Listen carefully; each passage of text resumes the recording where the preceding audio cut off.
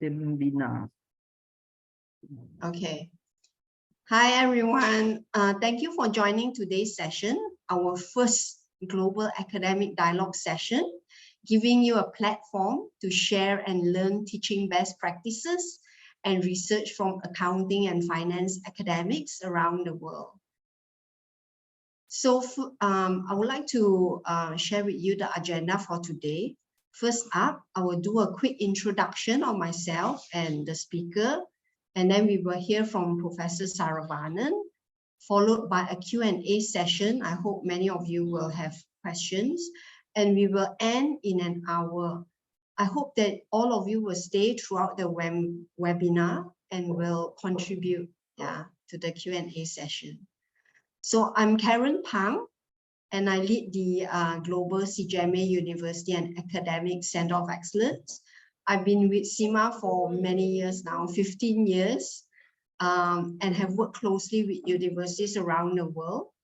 And prior to that, prior to joining CIMA, I was an audit manager in KPMG.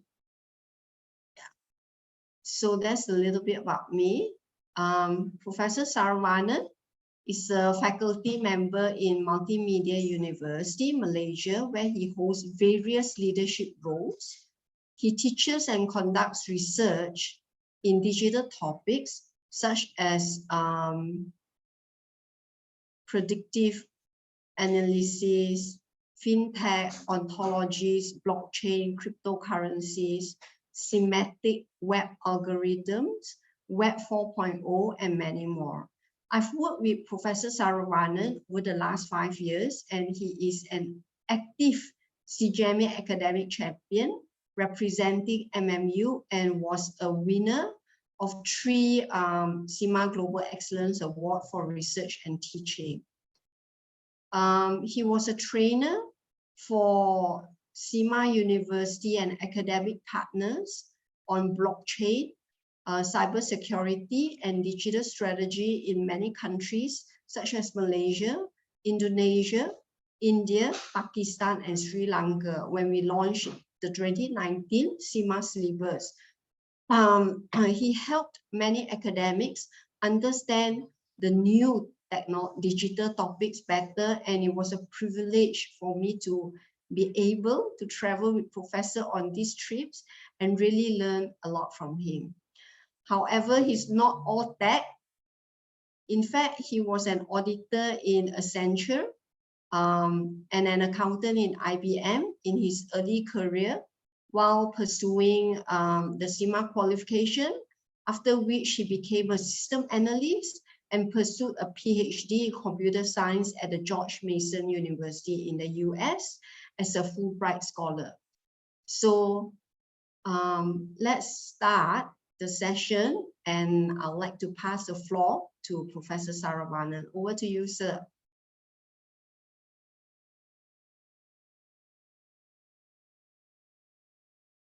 Thank you so much, Karen, for the kind introduction.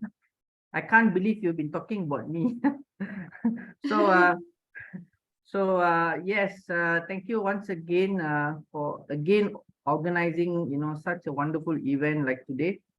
So for those of you who are here, you can ask me any questions that it has been bothering you about this technology.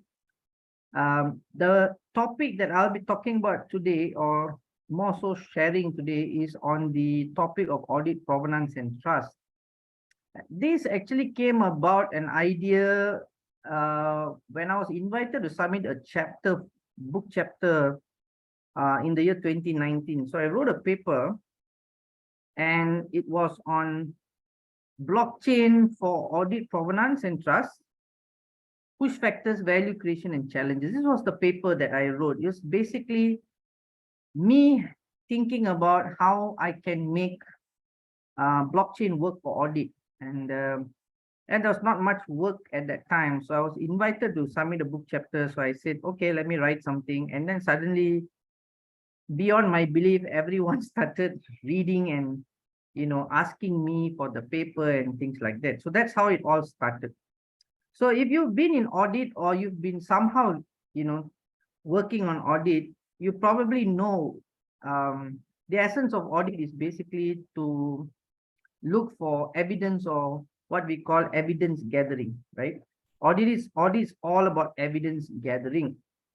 The more evidence you can gather and the more transparent the audit process, the better the audit, and that's how we've all been trained.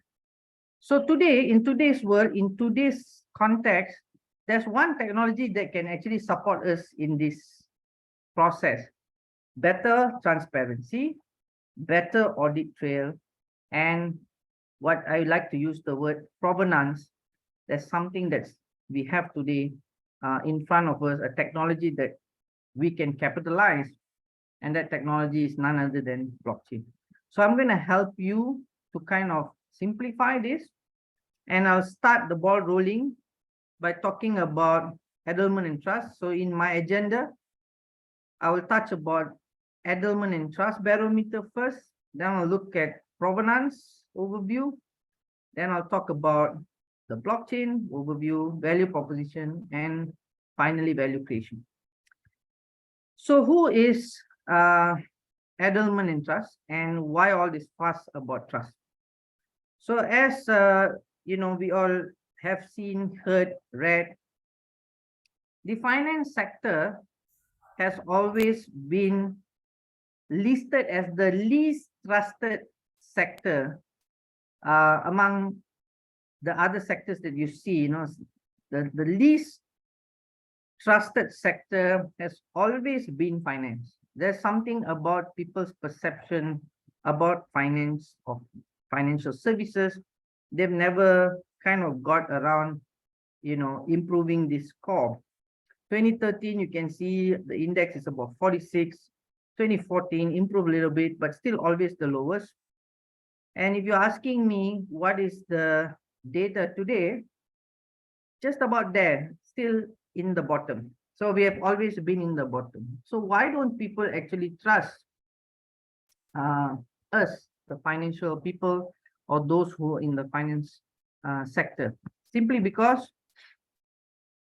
there have been many you know, scandals and incidences that have actually made people to kind of shy away from you know, believing in what seems to be an audited report accounting.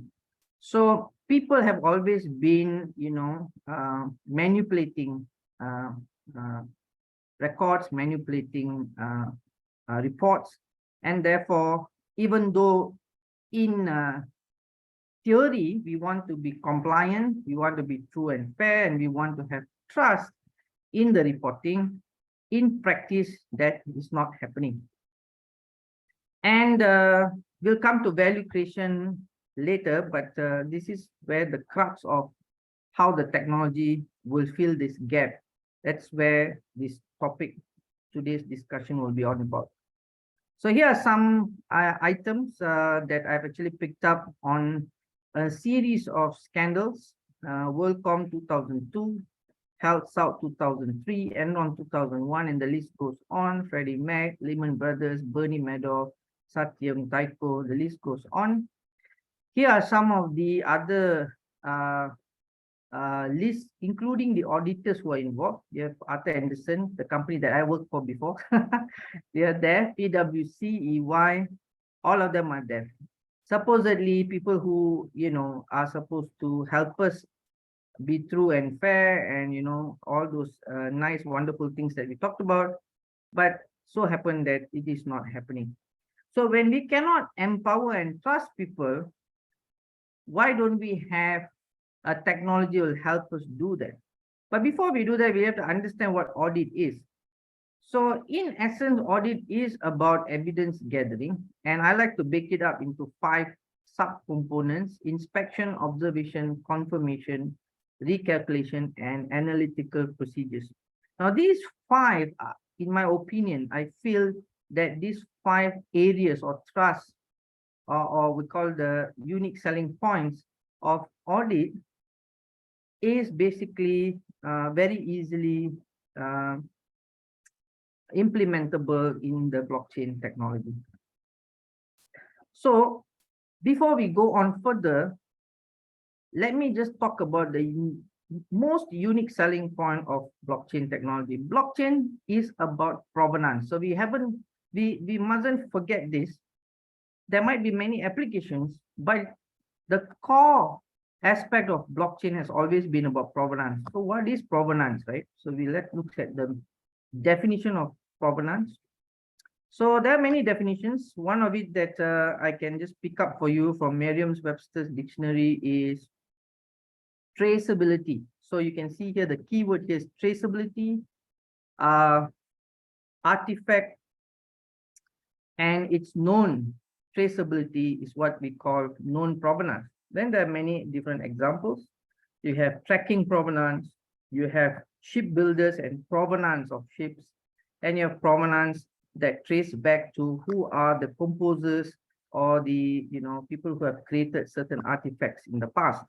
And we want to know where, who, when created those artifacts. And if you have time today, please go and look at the video.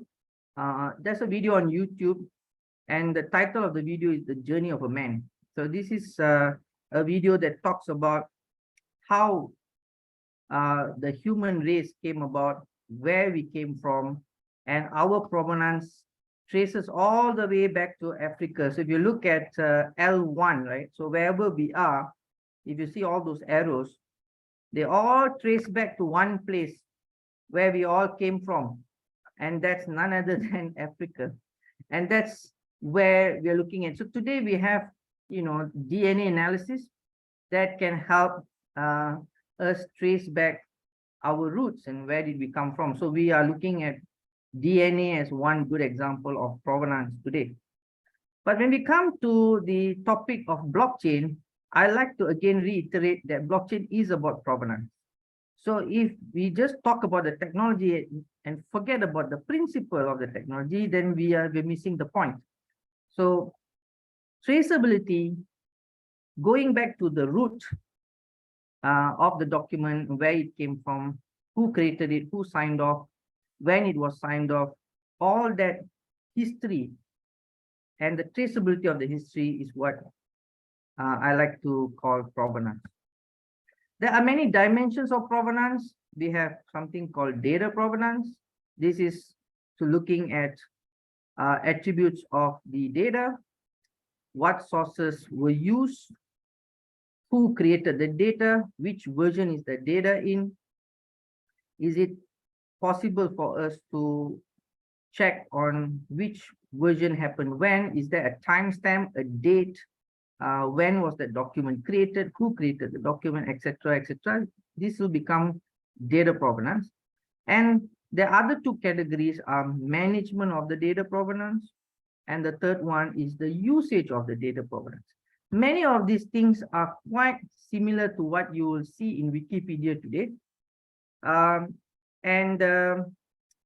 just like to talk a little bit about the provenance use cases in today's context. We have biological provenance in the example of a DNA. We have food preparation provenance in the context of halal food or kosher food. We have product manufacturing provenance. There's also something called provenance in programming. So those of you who are familiar with programming and libraries in programming, especially object-oriented programming, you would understand there is something called libraries, and that has a lot to do with provenance. Taxonomies are also examples of good provenance. Land registration, title deeds, voting, and so on. These are all different examples of provenance. And today we also look at family lineage, family trees, biological provenance. So it's been there. It's not something new, but there are many different examples of provenance. And this is provenance on where we came from. Showed you. This is a document provenance example. When was the document created? How was it extracted? Where was it linked to? Who was the author? Who made any changes? Who validated the document? And so on, who curated it, and finally, how it was published. So a lot of us who are academics, we write journal papers, we publish, and there's a lot of provenance from the time you submit the paper until the paper is published. there is a lot of check and balance until the paper is published, and there's a lot of provenance there. And for those of you who are familiar with the idea of XML or Provo, you can actually visualize. There are visualization tools that can help you visualize provenance. So this is how we visualize provenance in the case of documents. This is another example of an API called diffbot that also helps you to do provenance. And this is something that this is an application that was created in collaboration with UC Berkeley and Stanford. And you can see who are the different people that this technology is associated to, the creators. And you can see a whole family tree and provenance. This is another example of provenance. If you go to any Wikipedia page, you can go and click on view history. There's a small highlight on the right-hand side in red box. I've highlighted this for you. If you're going to click on view history, you can see who created the first document of this university, when was it created, who edited it, how many times it was edited. And there are 500 records of provenance of this document dating way back. So the current version that when I accessed this was September 25th, 2022. And we can see that it actually goes back. You can see how many times this document was edited, updated, who edited it, when it was edited. So there's a lot of provenance for this page on IIT Kanpur. Another example of revisions made, and you can see in line 14 particularly, you can see that the web page, this IIT Kanpur Wikipedia page was actually edited, and the editor had removed. Can you see? They have removed and edited this part of the city. So Kalyanpur and Uttar Pradesh remain in the brackets, and the other two were actually deleted. State Uttar Pradesh was deleted completely. There's no state because state has already been merged to the top part here. And then country, which is the bottom, moves up. So you can see that you can check who made the change, when the change was made, and there's a timestamp that tells you exactly the date and time and who made what adjustments to those archives. So blockchain in short gives you these possibilities. You can actually check what is the current version of a certain document, and you can go all the way back to the source and you can see who changed what, when, why, and you can have a history of that. And this is why, even though the technology is very powerful for multiple other applications, I felt when I wrote this paper in 2019, that will be very useful for us who are in the field of audit, because we have to be able to check a document, if not for since time and beginning, but at least for the previous 7 years, you should be able to have some traceability. So that traceability provenance is one of the USPs that I felt I had to, discuss in that paper. So I like to quote Bank of England, and they say that blockchain is actually a technology that allows people who don't know each other to trust a shared record of events. So in the case of trusted third party, since we know that there have been multiple, problems and scandals in the world of audit, and if you can't trust people, let's trust a technology that we all can trust. And the common ground for trust is what I mentioned in the paper. There are some applications, real-world applications that I've been working on in the case of provenance for food labels, provenance for kosher foods, and there are many people who have, diet restrictions or they're on a particular type of diet. They go to the shopping mall, they pick up a certain product, they don't have time to read the food labels. But imagine if you had provenance and you had machine readable documentation with provenance. And before you even put that product into your basket or your trolley, imagine the trolley telling you that that product is not right for you because it had a certain diet restriction that is not good for you. So we can make more informed decisions about buying a certain product or not to buy a certain product because we knew the provenance of that product and what are ingredients that have gone into the product, which may not be directly listed on the label. That's one application. Here's another application. Here's another application. Here's another application. All of them actually point to the same problem. So not all the information that is on the label is, legible, and sometimes it's difficult to make a decision.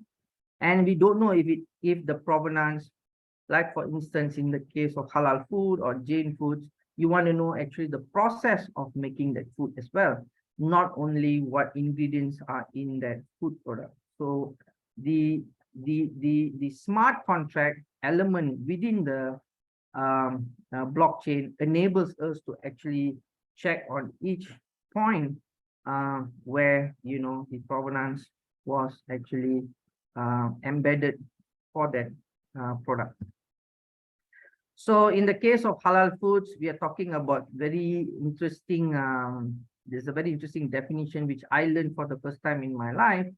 We're looking at pork-free as well as guilt-free products. So when you take these two definitions, a product may be pork-free but may not be guilt-free, or with guilt-free may not be pork-free.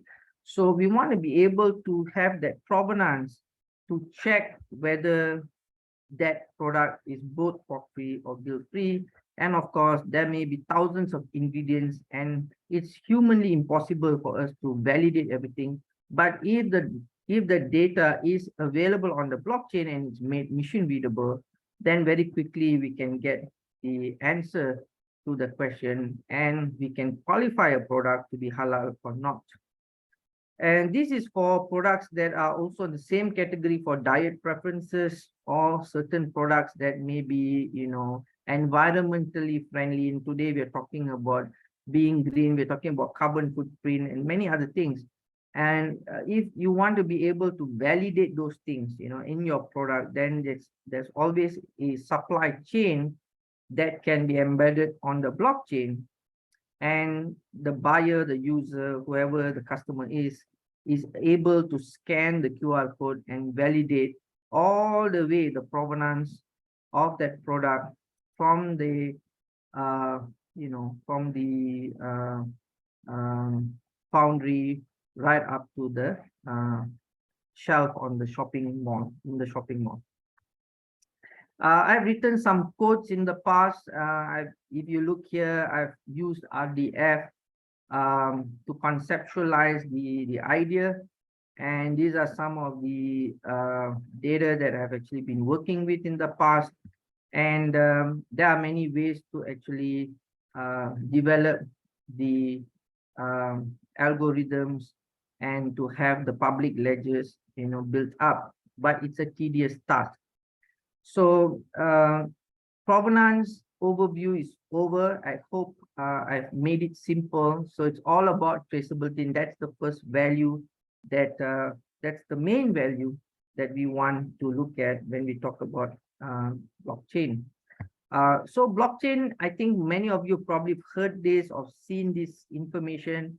We know, it all started with the idea by Satoshi Nakamoto, and the idea about wanting to have a currency, a digital currency that kind of on a self-auditable, self-traceable, provenance-based ledger. And this distributed ledger idea came about in 2009.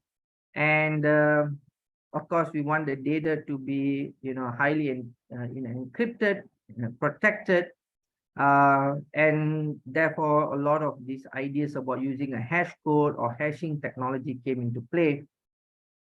And some people were worried about how long is it going to take to process the data on a blockchain. So end-to-end process was then determined to be 10 minutes for Bitcoin and 5 minutes for the Ethereum blockchain. And people who actually worked on mining the data were actually called miners and so on, and miners were actually paid.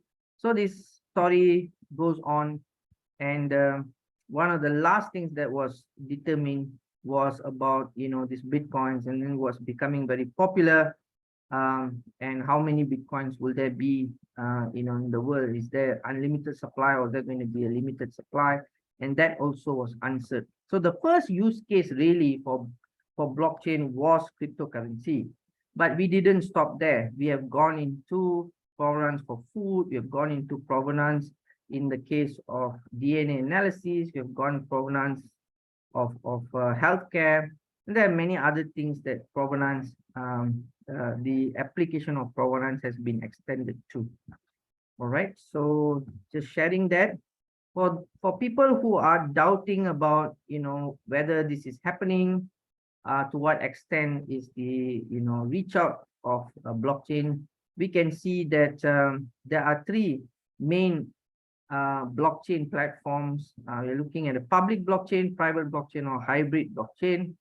And you can see the purple one, which is the public blockchain, has the highest cumulative average growth rate. It's about 32%. And most applications of the blockchain platform, public blockchain platform, and you can see they have been most of them has been focused on financial services. So finance has been one of the main areas of usage, but of course healthcare has been, you know, it's coming up. Consumer goods, tech, media, transportation, we see application of blockchain in multiple places today, but it started off in finance. Finance is still going very strong, but there are other applications as well. This was by Ike Group, and you can see that the capital spending on blockchain has also been on the rise. It's increasing at an increasing rate. And this diagram, basically, I wanted to just talk about a little bit about the infrastructure of a blockchain. You have a block and you have multiple ledgers on the block. They are distributed. You can record transactions and keep the provenance of the transactions. And the transactions are validated by two different methodologies: POS, proof of stake, or POW, proof of work. We'll get a little bit into that later. And thanks to the infrastructure, today we have something called NFTs, or non-fungible tokens. Again, finance, again, riding on the platform of blockchain. Again, the value is all about provenance. So that's basically makes up, you know, the definition of a blockchain. And I like to share a little bit about what blockchain really is. You know, the technical definition: it's a decentralized, trust-based, trusted third-party ecosystem that adheres on trust, truth, and fairness. And at the core of it, it's all about trust. For those of you who are familiar with this idea, I talked a little bit about it earlier. Just wanted to give you some names. You have two categories here. The one on the left is permissionless blockchain and permissioned blockchain. As you can see, permissionless, more public blockchain. Permissioned blockchains are mostly private blockchains. And you have the one in the middle here, which is a hybrid blockchain. So a lot of my work, which dealt with the food or traceability of food and things related to manufacturing of food, they all were very close to what IBM was already doing. IBM has established itself in this area, and they are now leader of something called the IBM Food Trust. And they do a lot of work on the food aspect of, you know, I mentioned just now, from the foundry to the whole supply chain right up to the shelf in the supermarket. And they are looking at controlled permission process and smart contracts for food preparation. And this project is called the IBM Food Trust. They work on something called a hybrid blockchain. They work with governments. So that is the one in the middle. The one on the left, as you all already know, public blockchains like Bitcoin and Ethereum, where there is no central authority. These are the ones that are permissionless blockchains, which is the second type of blockchain that you can see, public. And the third one, which is the private blockchain. These are the ones that are actually controlled by certain companies. You have one called the R3 CDA, which is a consortium. And then you have Money, then you have multi-chain and many others. Okay, I've just picked a few names so that you can get an idea of, there are different types of blockchain that exist. So a little bit more information on what a public blockchain is, what's a private, what's hybrid and consortium. So these are the three. The main ones are the public, private, and hybrid. Consortium is a new concept that's coming up, where you can see a number of companies coming together to create applications on the blockchain. So we've looked at two things so far. We've looked at provenance and we've looked at the promise of blockchain, what it is all about, what is the core value of blockchain. We've seen a little bit about applications, and we've seen the different types of blockchain and the market cap for them. So that's what we've looked at so far. Now we'll look a little bit about this concept of trust. So as you can see, this is a distributed technology, perfectly distributed encrypted data. So it's not possible for one individual to change or modify the contents in the ledger. And there are multiple stakeholders that need to validate before that data gets saved and stored on the public ledger. And this is what makes the blockchain stand out. So if you're looking at what is the, what is the technology that is supporting trust? So we can say, number one, the perfect decentralization capability that blockchain has. This actually helps us to have a better trusted platform. Number two, there is a hashing technique that is used, and this hashing technique is called SHA-256. So those of you who want to know more about this, you can actually go and Google this. SHA-256 has been around for a long time. So technically, let's say if you are using online banking, right? If you're using online banking, there will be a username and a password that you need to do your banking. So username, password, and the third one you will probably need is something called an OTP or a one-time PIN. There are three things. And some of you may even have a fourth one where you have to authenticate your online banking on your mobile app. So nevertheless, we have three layers of security: username, password, one-time PIN, authentication. Now the question really is, how long does it take for you to complete your online banking task? If you're going to go online, make a payment, and you're in and out, probably you need 5 minutes, maybe 10 minutes, right? But SHA can give you, we don't use SHA for online banking. It's 128-bit only at this point in time. This is a 256-bit encryption. So technically, for 128-bit itself, if someone was to hack that combination of user ID, password, plus your one-time PIN, which altogether is encapsulated and hashed, encrypted, if I were to hack that information, if I were to crack that information, it will take me at least 40 years with very powerful computers. 40 years, guys. But you only needed 10 minutes to be in and out of your online banking, right?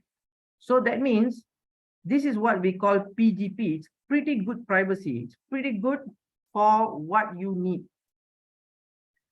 So the same principle applies to the blockchain as well. But in this case, we have, moved the standard a little bit higher. We're not talking about 128-bit, we're talking about 256, which makes it a little bit more, powerful. So if you were to just Google SHA-256, you will see the algorithm, and you can put in any data that's, and then you can run a 256 algorithm, and it'll give you a bunch of numbers, a lot of numbers, and that basically gives you the second reason to trust blockchain, because as I said, we don't have a bulletproof platform that you cannot hack, but it gives you enough privacy for what you need to be done, what you need to do. And that is the second point here. And the third one is it has two methods for validation. One is proof of work, and the other one is proof of stake. If you have time, I'll talk a little bit more about this later, but this adds on the layer of trust. And the fourth one is something called smart contract. Again, adds on the level of trust. So each one of these adds on the level of trust. And the fifth one is called Turing complete. Basically, it's computationally correct, computationally universal.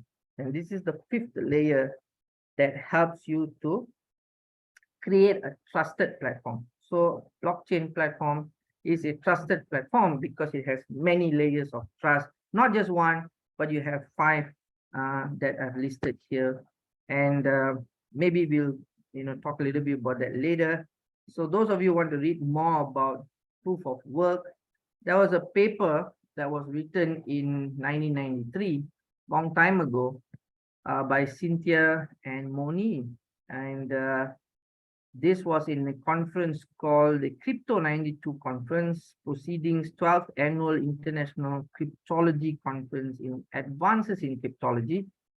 And the idea came, the proof of work idea came from this paper, and later it was coined as POW, or proof of work. So this goes back to a paper, an academic paper, which was written some time back. So the concept was actually unused until the year 2008. And Mr. Nakamoto, as we have actually talked about earlier, came up with a good use of this concept. And how can a community of stakeholders or process owners share consensus securely? And then, this concept of proof of work came to life. And now we have this concept being applied in most of the blockchains. So the first miner who solves the puzzle is the miner who gets rewarded. Then, of course, the other miners who cannot solve the puzzle or the algorithm will not be rewarded. Some people felt that this is actually unfair. And proof of stake solves that problem, and that's another topic for another day. Okay. Third thing I want to talk a little bit about is on value creation and value realization. And just to share with you, any technology that we were to implement. So in this case, we're talking about audit. The whole idea is to take that technology, solve a problem that we have today, and slowly move the value potential of that technology. And here, you can see the word emerging technologies, the emerging technology 1, emerging technology 2, emerging technology 3. So I talked about POW, I talked about algorithms, I talked about distributed channels. Now, each one of these contributes very nicely into improving the value aspect and taking that idea from low value potential to high value potential, and potentially improving the speed and accuracy and the trust aspects of audit, or the audit practice that we all are very familiar with. So I'm looking at a technology that will aid and enable audit and provenance and transparency to, to better standards than we already have today. This is just to share with you some of the ideas that I've actually been talking about. So the storing of digital records, the exchanging of digital assets, and the execution of smart contracts. These are the three very important key areas that Deloitte has actually listed in their report. And for me, the first one is about digitization. The second one is about digitalization. And the third one is about digital transformation. So how do we use the blockchain technology in terms of digitalization, and digital transformation? So in the case of India, a lot of times I talked about this to my friends in India. It's about their Aadhaar initiative, which they have actually started. It's about having that, national identity card, and storing all these national identity related documents in a blockchain, and having that accessible by the government. And that was one very interesting use case that I saw happening for number one, digitally storing records. So I think the other countries, Estonia is also very big in terms of digitization. A lot of e-government projects in Estonia. I think they are the world leaders today when it comes to digitization of public records. So you're talking about land records, you're talking about national registration, you're talking about identity, you're talking about your passport, all that ownership, transfer of ownership of real estate, all of that. They have actually completed that phase one, which is the digitization phase. And then the second one is more on the exchange, where digitalization happens. So in India, I usually give the idea about proving where someone came from, or provenance of your birthplace, or where do you come from. And some of us may be our origin, right? We may have been, our parents or great grandparents have migrated from one country to another, and we want to trace all the way back to where we came from. And if they had all that documents digitized, then it's easy to, do the second one, where we can actually check. And also, besides that, movement of money, International Monetary Fund, stock exchange, payment processing can all be done, where we can use machine learning algorithms to understand how assets are actually exchanged, and trace where they all originated from.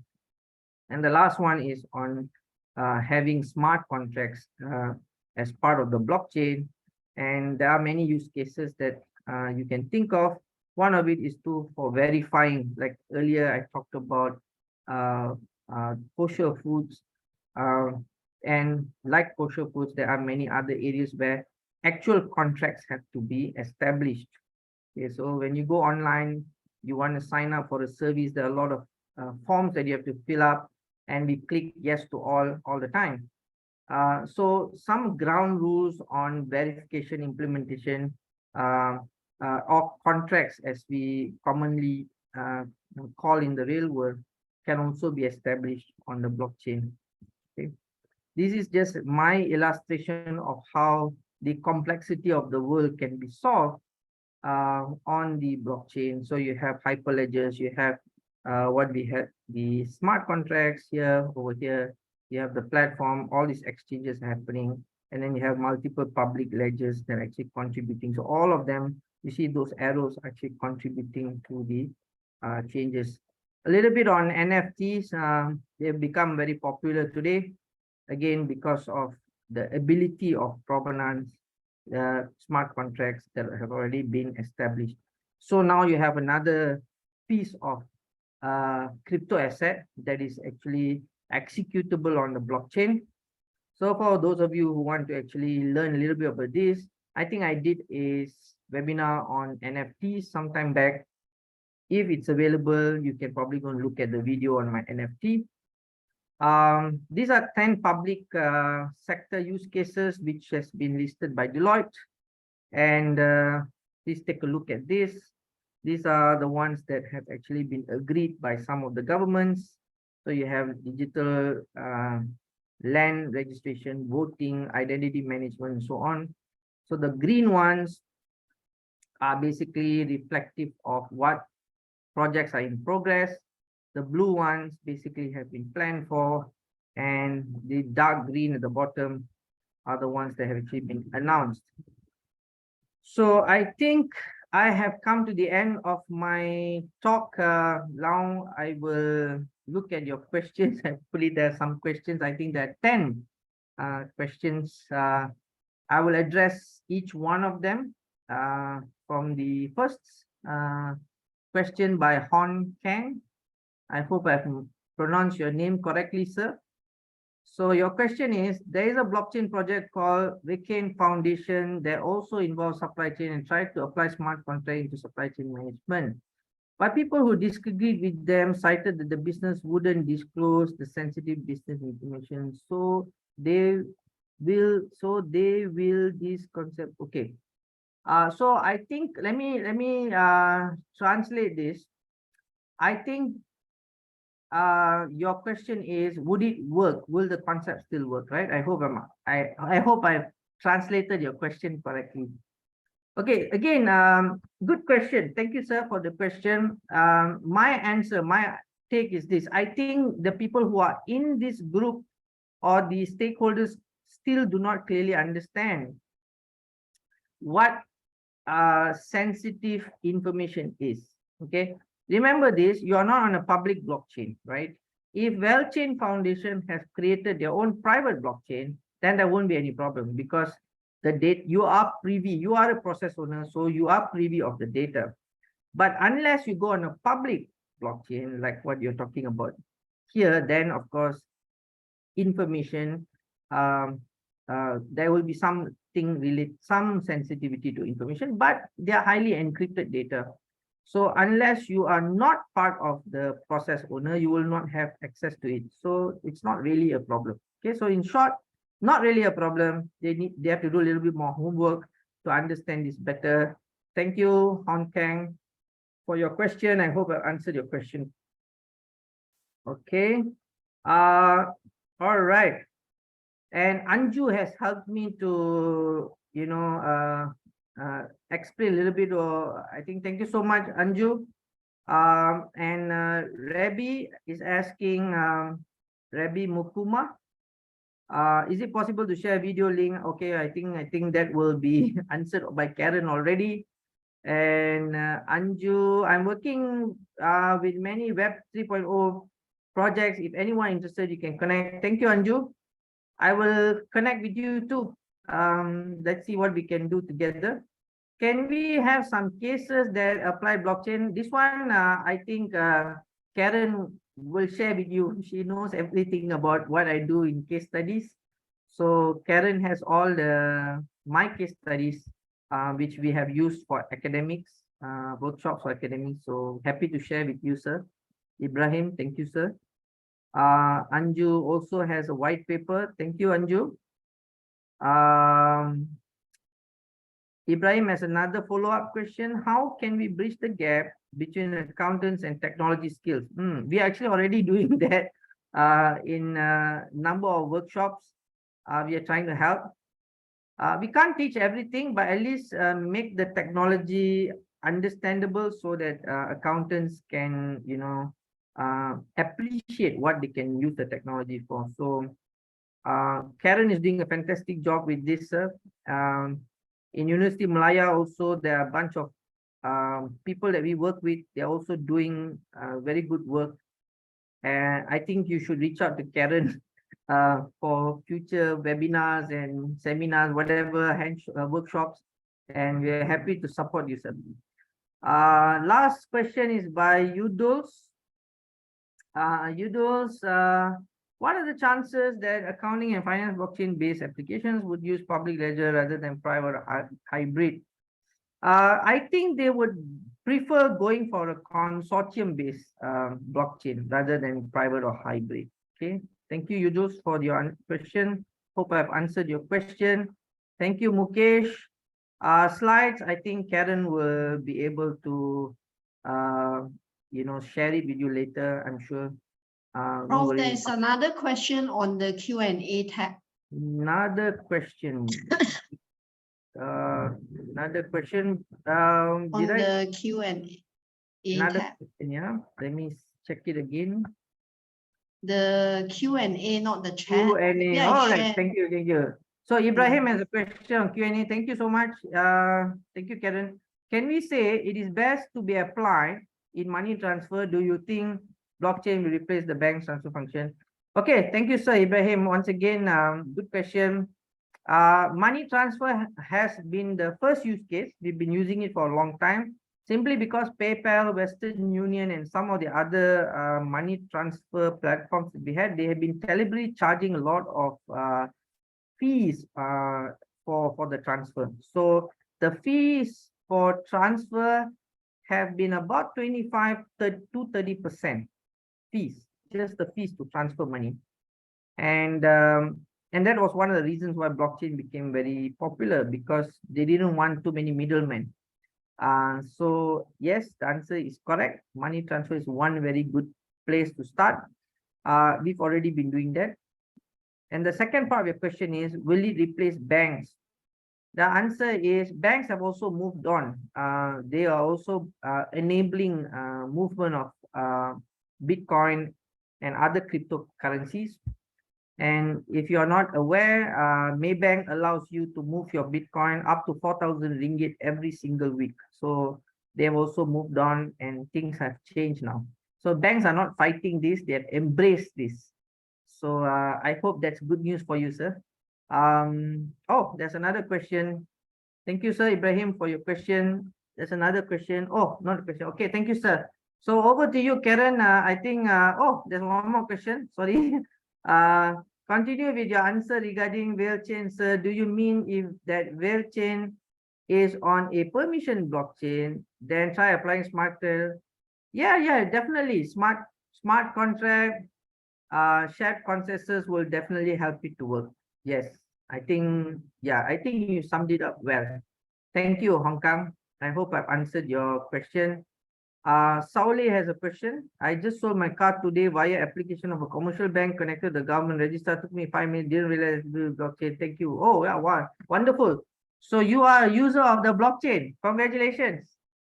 Thank you for sharing, Sauli. And thank you again, Karen, for always inviting me for these webinars. It's such a privilege for me to speak to so many people.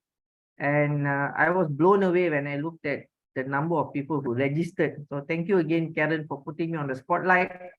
Over to you, Karen. I'll stop sharing. Thanks, Prof. So if there are no more questions, we will wrap up. Oh, Prof, there was a question about, can we share your slides with the participants? Okay, I will share my content. Okay. So other than that, we will be having another academic dialogue, number 2, next month by, the speaker is Professor Tarusha Gunaratne. She's the Chair Professor of Accounting, Faculty of Management and Finance at the University of Colombo, Sri Lanka, and she'll be sharing about management control, research, reflections, and recollections. So I will send out an invitation to this and hope that you guys can attend this session.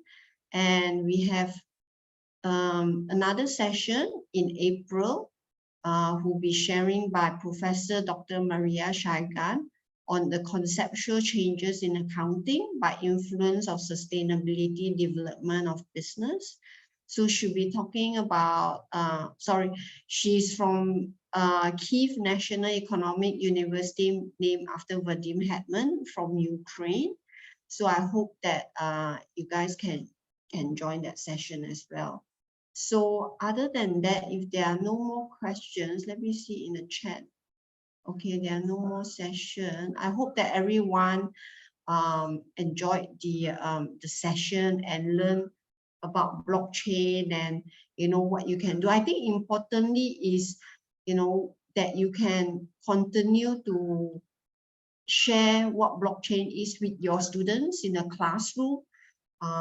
So yeah, if you need more information, you need more you need the slides or the recording to show your students, right? Feel free to give it to them and share the recording of this webinar.